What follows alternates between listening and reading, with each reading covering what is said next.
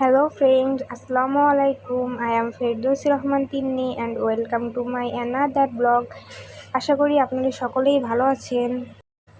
আপনাদের মাঝে আবারও নতুন একটা ভিডিও নিয়ে হাজির হলাম।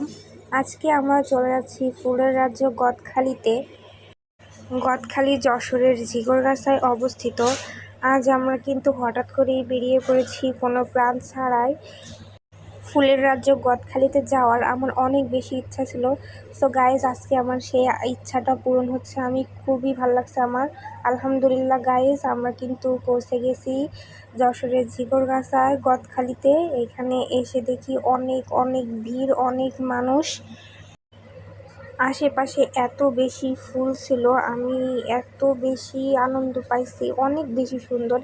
আর অনেক মানুষ ছিল, এটা ফুল সিজন চলে। আর এখানে ছাতা দিয়ে ডেকোরেশনটা আরও বেশি সুন্দর। এইটা আমি অনেক আগে অনেক ভিডিও দেখছি, আর সেটা নিজের চোখে দেখতে পারে আলহামদুলিল্লাহ আমার খুবই ভালো লাগছে।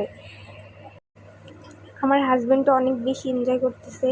গাইজ, যশোরের এই গদখালিটা অনেক বেশি ফেমাস, অনেক নাম করা। এইখানে বাংলাদেশেরও অনেক দূর থেকেও লোকজন আসে। এত ভিড় ছিল, অনেক অনেক মানুষ এখানে আসছে গদখালিতে।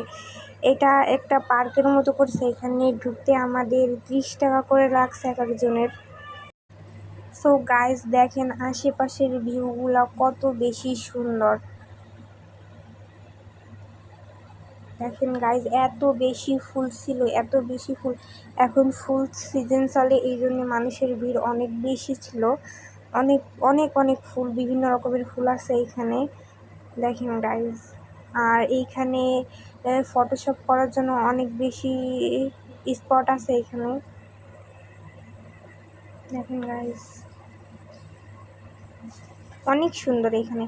সো গাইজ, আমরা অবশেষে দেখা শেষ করে আমরা রওনা হয়েছি আমাদের বাসার দিকে।